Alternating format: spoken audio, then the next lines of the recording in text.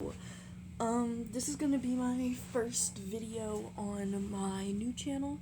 I will post a bunch of different stuff.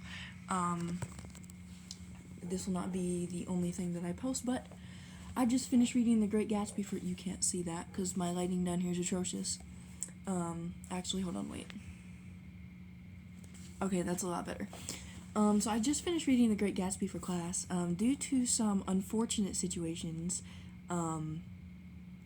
my teacher quit, and so I'm the only one in the whole class who finished the whole book. So I thought it'd be fun to do a read aloud because I've been wanting to do one, but I just haven't. Anyways, feel free to use this video if you like audiobooks or if you want to use it for a class. I'd be honored actually if you used it for your class. Not gonna lie. But shout out to my new English teacher who took in our class after our teacher quit 2 weeks before our end of course testing. I don't know what my was doing.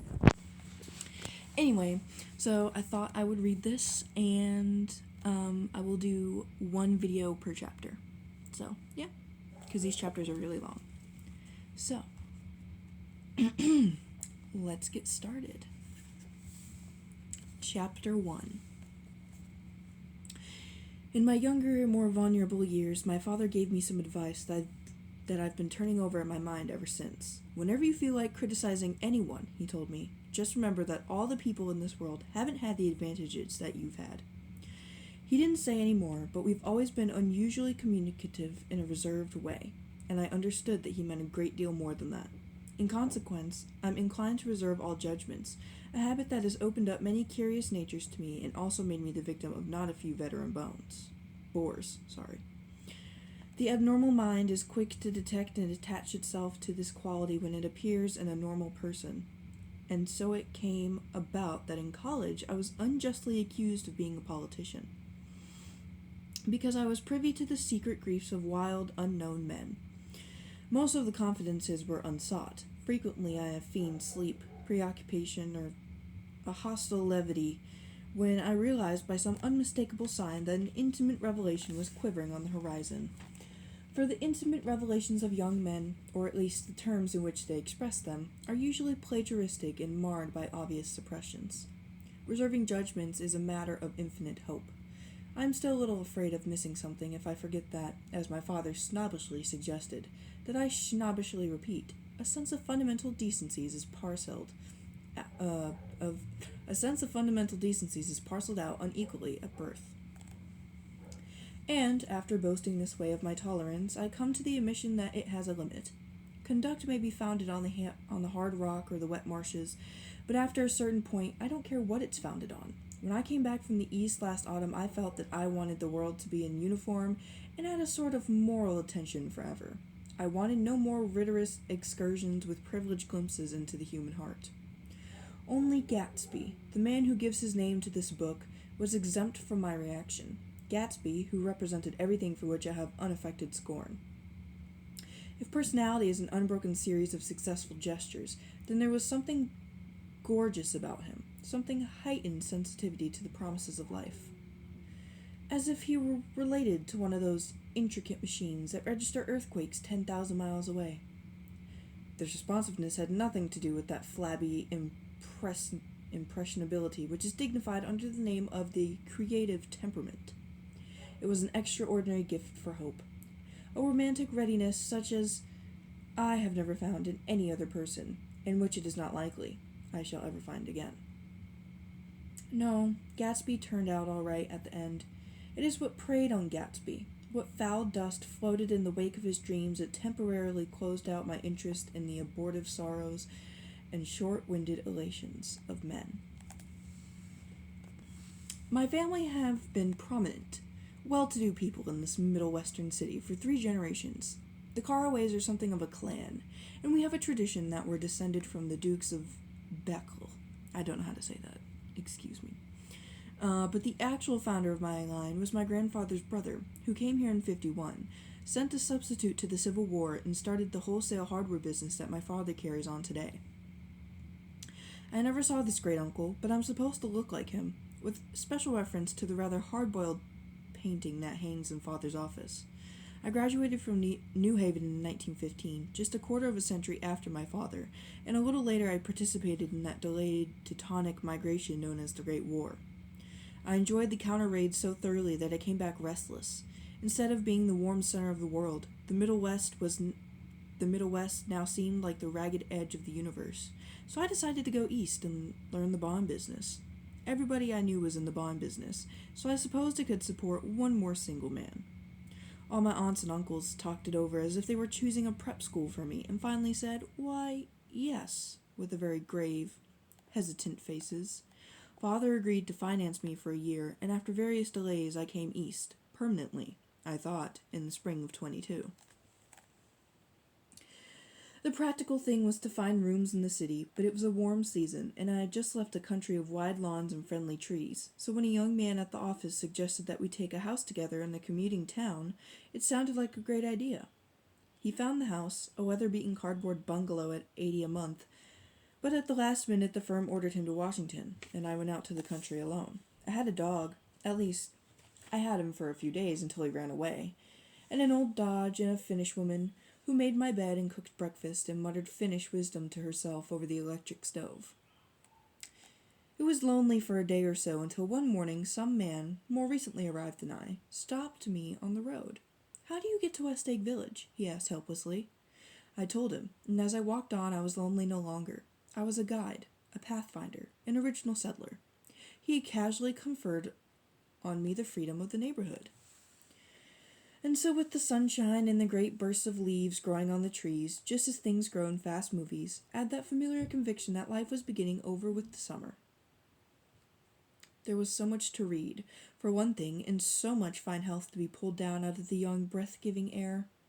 I bought a dozen volumes on banking and credit and investment securities, and they stood on my shelf in red and gold like new money from the mint, promising to unfold the shining secrets that only Midas and Morgan and Mechanus knew. And I had the high intention of reading many other books besides. I was rather literary in college.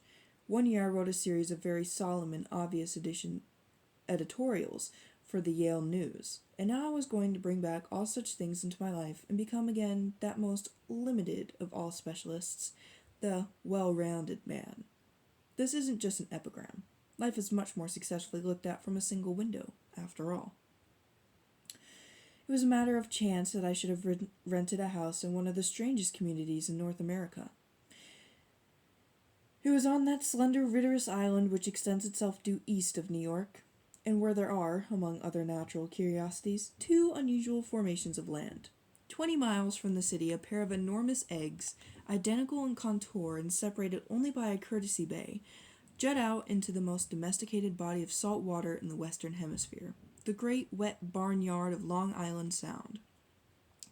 They are not perfect ovals. Like the egg in the Columbus story, they are both crushed flat at the contact end, but their physical resemblance must be a source of perpetual confusion to the gulls that fly overhead.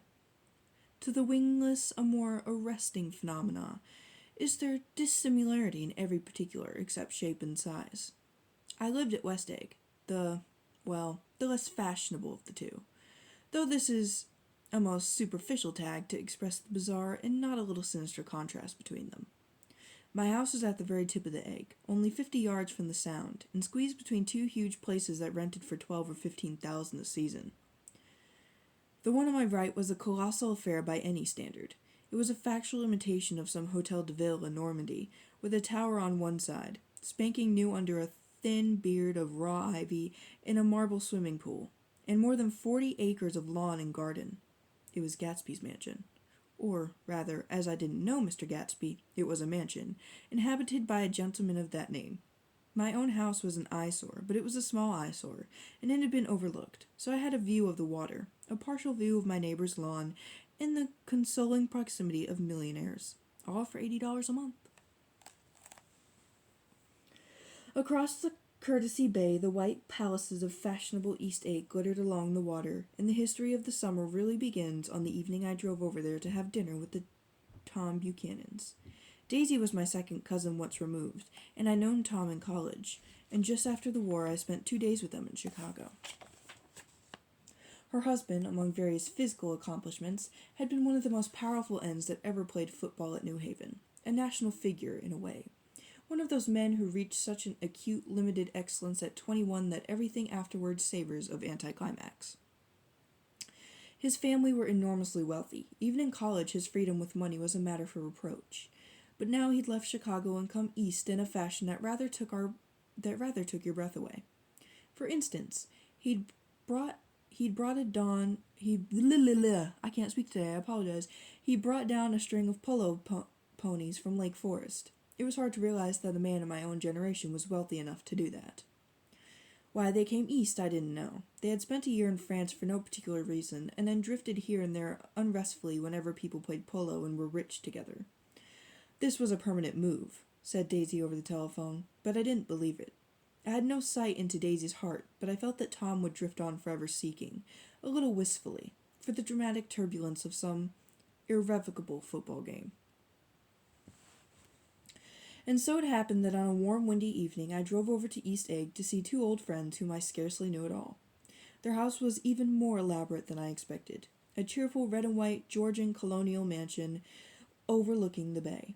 The lawn started at the beach and ran toward the front door for a quarter of a mile, jumping over sundials and brick walls and burning gardens. Finally, when it reached the house, drifting up the side in bright vines as though from the momentum of its run.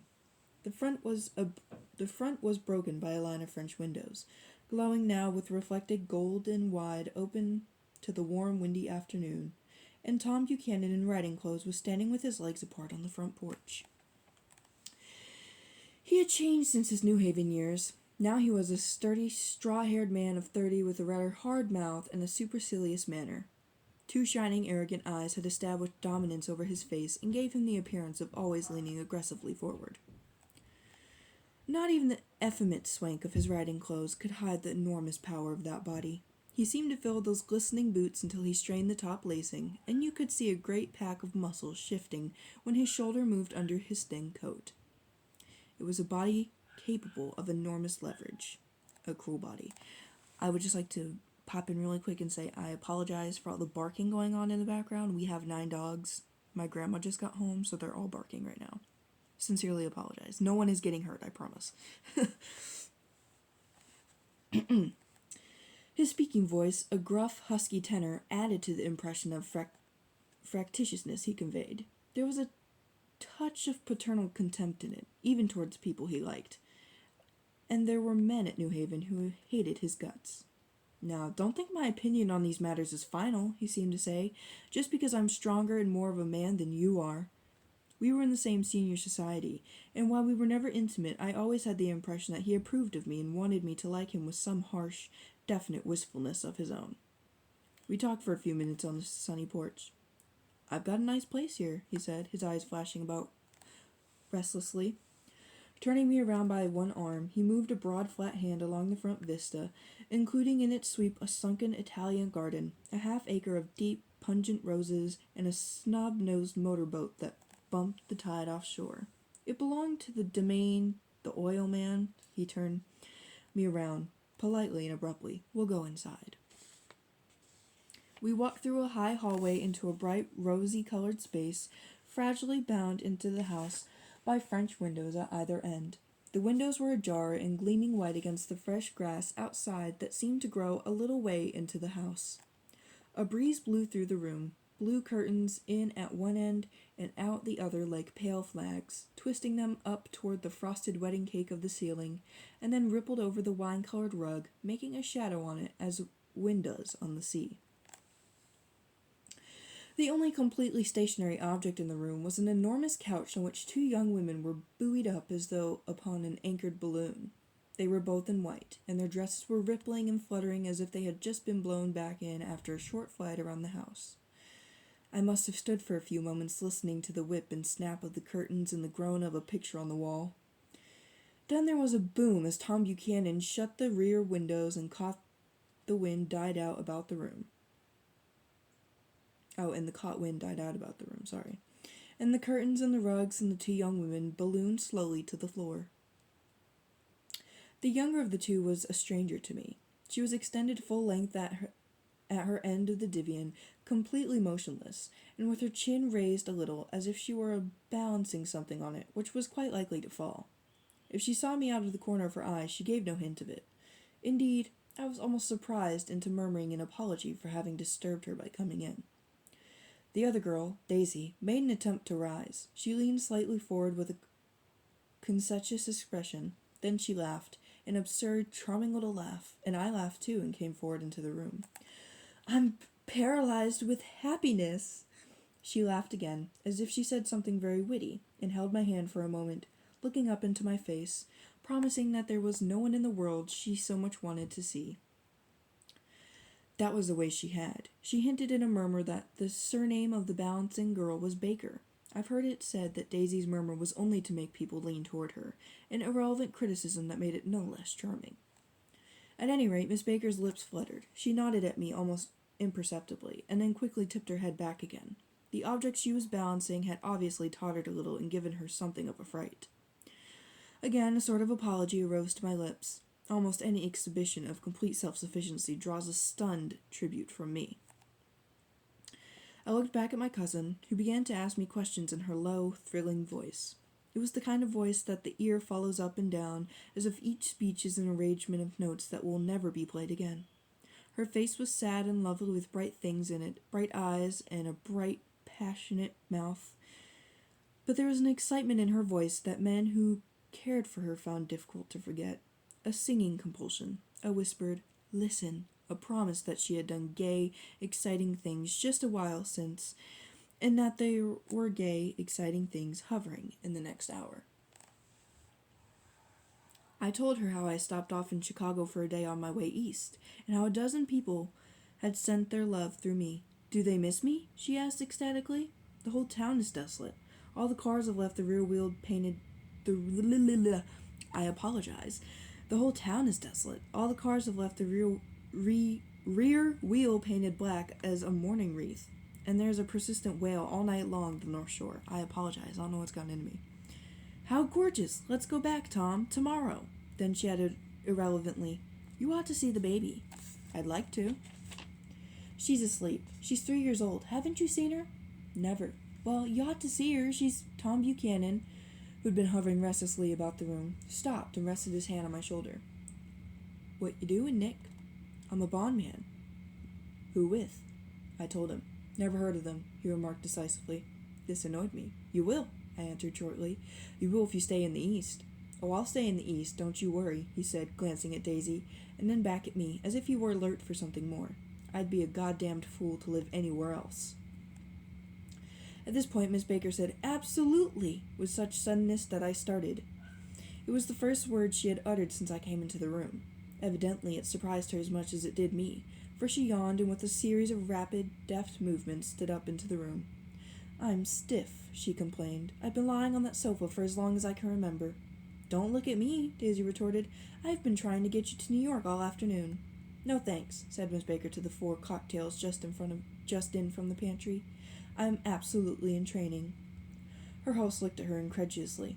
"You are?" He took down his drink as if it were a drop in the bottom of a glass. How you ever get anything done is beyond me."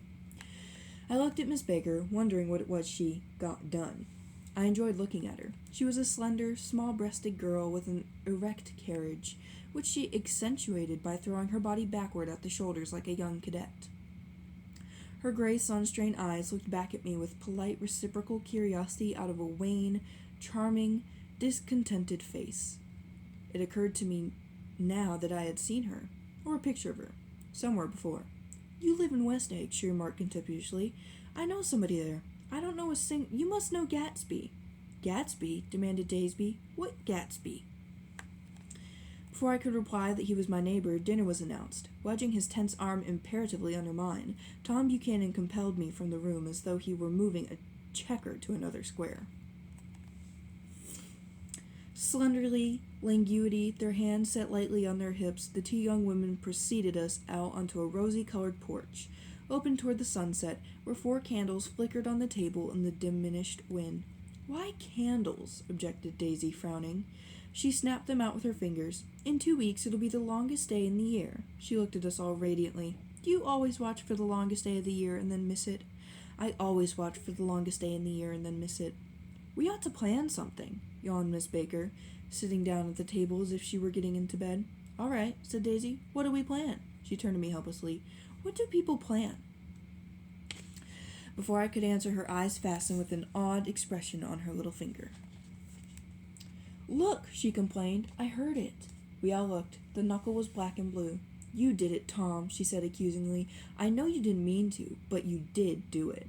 That's what I get for marrying a brute of a man, a great, big, hulking physical specimen of a... I hate that word hulking, objected Tom crossly. Even in kidding. Hulking, insisted Daisy. A baddie, not gonna lie. Sometimes she and Miss Baker talked at once, unobtrusively and with a bantering consequence that was never quite chatter. That was as cool as their white dresses and their impersonal eyes and the absence of all desire. They were here, and they accepted Tom and me, making only a polite, pleasant effort to entertain or to be entertained. They knew that presently dinner would be over, and a little later the evening, too, would be over and casually put away.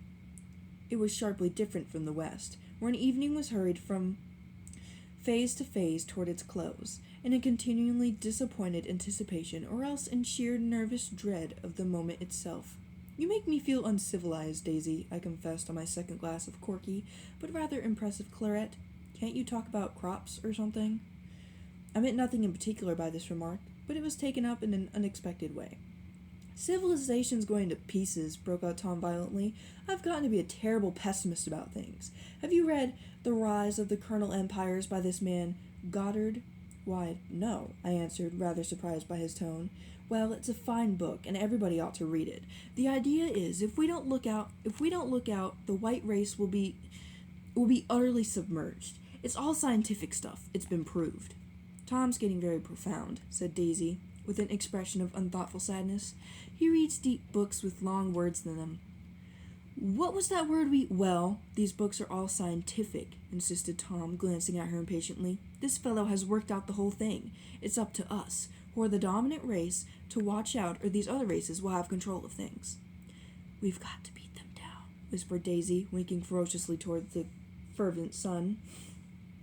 You ought to live in California, began Miss Baker, but Tom interrupted her by shifting heavily in his chair.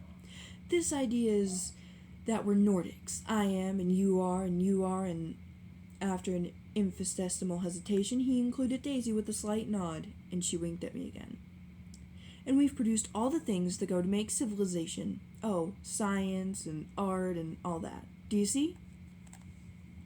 There was something pathetic in his concentration, as if his complacency, more accurate than of old, was not enough to him anymore. When, almost immediately, the telephone rang inside and the butler left the porch, Daisy seized upon the momentary interruption and leaned toward me. I'll tell you a family secret, she whispered enthusiastically. It's about the butler's nose. Do you want to hear about the butler's nose? That's why I came over tonight.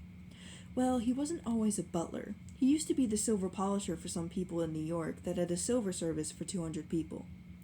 He had to polish it from morning till night until finally it began to affect his nose. Things went from bad to worse, suggested Miss Baker.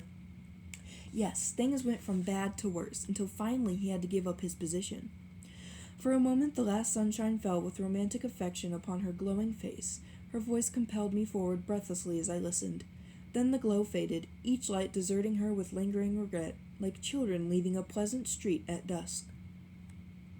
The butler came back and murmured something close to Tom's ear, whereupon Tom frowned, pushed back his chair, and without a word went inside. As if his absence quickened something within her, Daisy leaned forward again, her voice glowing and singing. I love to see you at my table, Nick. You remind me of a rose. An absolute rose, doesn't he? She turned to Miss Baker for confirmation. An absolute rose? This was untrue. I am not even faintly like a rose. She was only extemporizing, but a stirring warmth flowed from her, as if her heart was trying to come out to you, concealed in one of those breathless, thrilling words. Then suddenly she threw her napkin on the table and excused herself and went into the house. Miss Baker and I exchanged a short glance consciously devoid of meaning. I was about to speak when she sat up alertly and said, "Shh," in a warning voice. A subdued, impassioned murmur was audible in the room beyond, and Miss Baker leaned forward unashamed, trying to hear. The murmur trembled on the verge of coherence, sank down, mounted excitedly, and then ceased altogether. This Mr. Gatsby you spoke of is my neighbor," I said. "Don't talk. I want to hear what happens." "Is something happening?" I inquired innocently. "You mean to say you don't know?" said Miss Baker, honestly surprised. "I thought everybody knew." "I don't." "Why?" she said hesitantly. "Tom's got some woman in New York." "Got some woman?" I repeated blankly. Miss Baker nodded. "She might have the decency not to telephone him at dinner time, don't you think?" Almost before I had grasped her meaning, there was the flutter of a dress and the crunch of leather boots, and Tom and Daisy were back at the table. "It couldn't be helped!" cried Daisy with tense gaiety. She sat down, glanced searchingly at Miss Baker and then at me, and continued. "I looked outdoors for a minute, and it's very romantic outdoors. There's a bird on the lawn that I think must be a nightingale come over on the Cunard or White Star Line. He's singing away." Her voice sang. "It's romantic, isn't it, Tom?" "Very romantic," he said, then miserably to me, "If it's light enough after dinner, I want to take you down to the stables." The telephone rang inside, startlingly, as Daisy shook her head decisively at Tom, the subjects of the stables. In fact, all subjects vanished into air. Among the broken fragments of the last 5 minutes at the table, I remember the candles being lit again, pointlessly, and I was conscious of wanting to look squarely at everyone, and yet to avoid all eyes. I couldn't guess what Daisy and Tom were thinking, but I doubt if even Miss Baker, who seemed to have mastered a certain hearty skepticism, was unable to put this fifth guest's shrill, metallic urgency out of mind. To a certain temperament, the situation might have seemed intriguing. My own instinct was to telephone immediately for the police. The horses, needless to say, were not mentioned again. Tom and Miss Baker, with several feet of twilight between them, strolled back into the library, as if to a vigil beside a perfectly tangible body. Well, trying to look pleasantly interested and a little deaf, I followed Daisy around a chain of connecting verandas to the porch in front. In its deep gloom, we sat down, side by side, on a wicker settee. Daisy took her face in her hands as if feeling its lovely shape, and her eyes moved gradually out into the velvet dusk. I saw that turbulent emotions possessed her, so I asked what I thought would be some sedative questions about her little girl. "We don't know each other very well, Nick," she said suddenly. "Even if we are cousins, you didn't come to my wedding." "I wasn't back from the war." "That's true," she hesitated. "Well, I've had a very bad time, Nick, and I'm pretty cynical about everything." Evidently she had reason to be. I waited, but she didn't say any more, and after a moment I returned rather feebly to the subject of her daughter. "I suppose she talks and eats and everything." "Oh, yes," she looked at me absently. "Listen, Nick, let me tell you what I said when she was born. Would you like to hear?" "Very much." "It'll show you how I've forgotten to feel about things. Well, she was less than an hour old, and Tom was God knows where. I woke up out of the ether with an utterly abandoned feeling, and asked the nurse right away if it was a boy or a girl. She told me it was a girl, and so I turned my head away and wept. 'All right,' I said, 'I'm glad it's a girl, and I'll hope she'll be a fool. That's the best thing a girl can be in this world, a beautiful little fool.' You see, I think everything's terrible anyhow," she went on in a convinced way. "Everybody thinks so. The most advanced people. And I know. I've been everywhere and seen everything and done everything." Her eyes flashed around in a defiant way, rather like Tom's, and she laughed with thrilling scorn. "Sophisticated. God, I'm sophisticated." The instant her voice broke off, ceasing to compel my attention, my belief, I felt the basic insincerity of what she had said. It made me uneasy, as though the whole evening had been a trick of some sort to exact a contributory emotion from me. I'm sorry, y'all. I don't know what's gotten into me today. I waited, and sure enough, in a moment she looked at me with an absolute smirk on her lovely face, as if she had asserted her membership in a rather distinguished secret society to which she and Tom belonged. Inside, the crimson room bloomed with light. Tom and Miss Baker sat at either end of the long couch, and she read aloud to him from The Saturday Evening Post, the words, murmurous and uninflected, running together in a soothing tune. The lamplight, bright on his boots and dull on Autumn leaf yellow of her hair glinted along the paper as she turned a page with a flutter of slender muscles in her arms. When we came in, she held us silent for a moment with a lifted hand. "To be continued," she said, tossing a magazine on the table, "in our very next issue." Her body asserted itself with a restless movement of her knee, and she stood up. 10 o'clock, she remarked, apparently finding the time on the ceiling. "Time for this good girl to go to bed." "Jordan's going to play in the tournament tomorrow," explained Daisy, "over at Westchester." "Oh, you're Jordan Baker." I knew now why her face was familiar.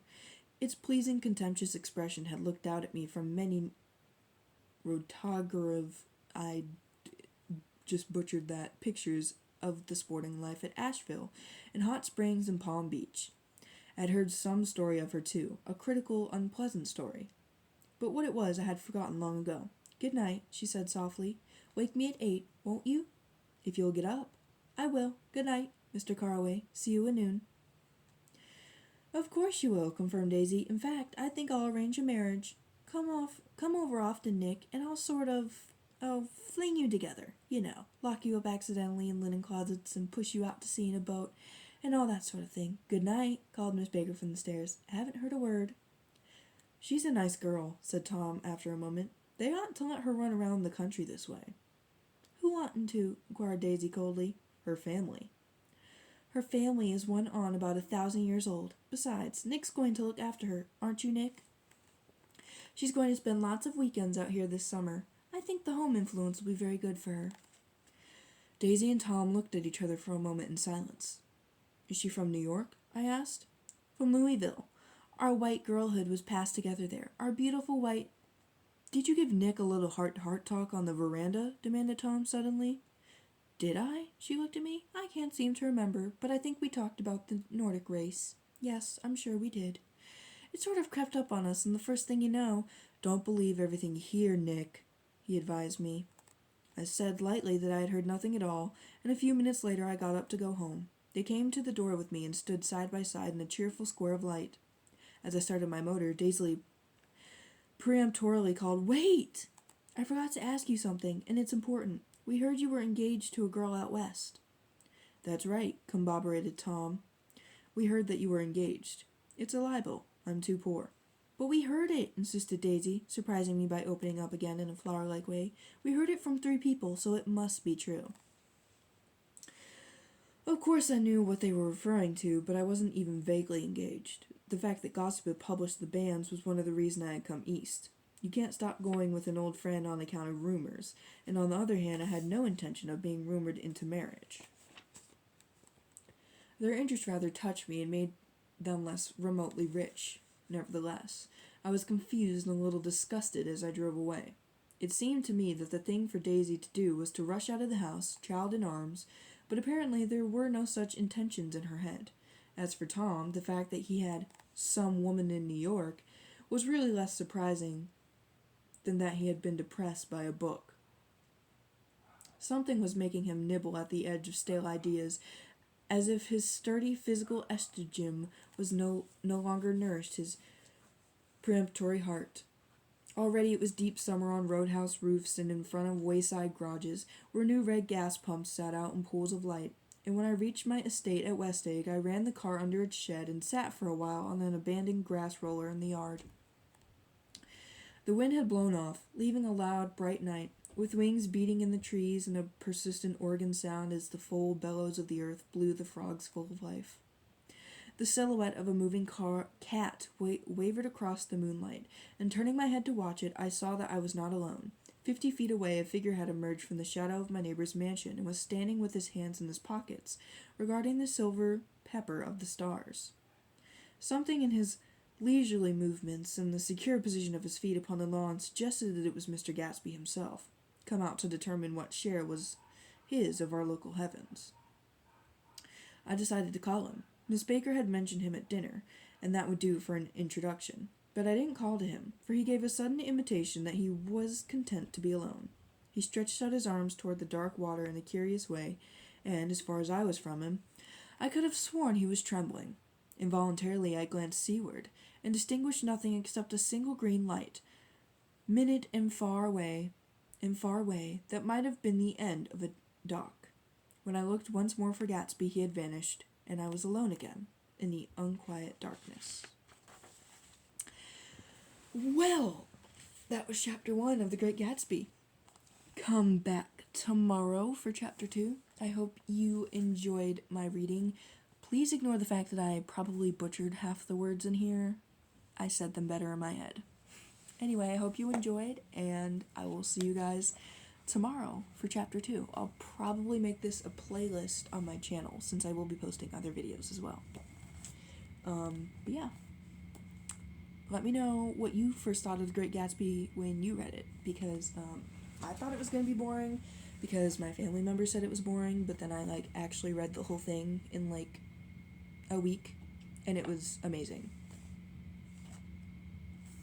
I personally loved it. I didn't like the ending, but I won't spoil that. Bye. Have a great day.